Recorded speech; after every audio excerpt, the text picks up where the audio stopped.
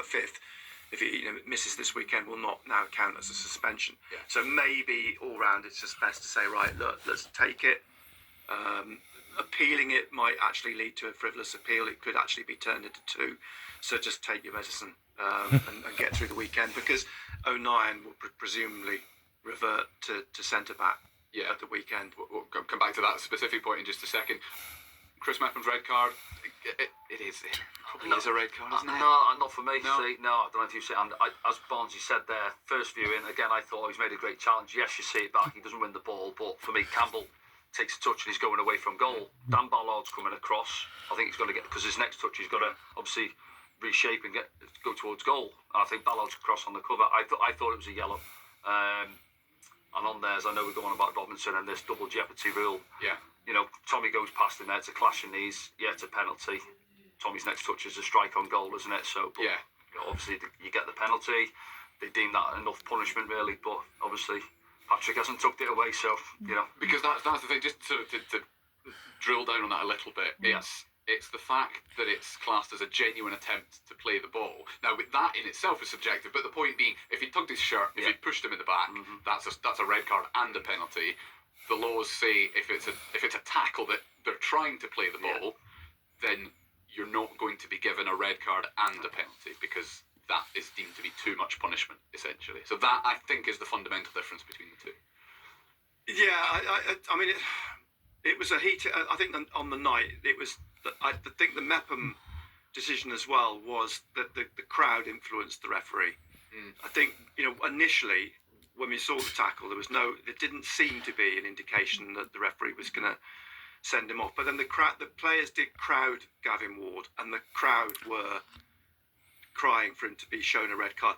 I think there was some subjective influence on Ward. I don't think he had the greatest of games. He was letting a lot go. He was one of those referees that you weren't going to get free kicks for pushes and shoves and general trips. He was letting the game go. So in the context of that, suddenly he didn't let this one go. And I think he had it in mind that Campbell was on goal, last man. And in fact, as Stanley says, Ballard was coming across and Campbell was actually veering away from goal. And was it a genuine? Was Mepham trying to play the ball? Was he making an attempt to play the ball? Just a mistimed challenge. But that's not. That doesn't matter because it wasn't inside the box. I think if Mepham makes that same challenge a yard later, he concedes a penalty, but he doesn't get sent off. Now, I'm not suggesting you think that goes through.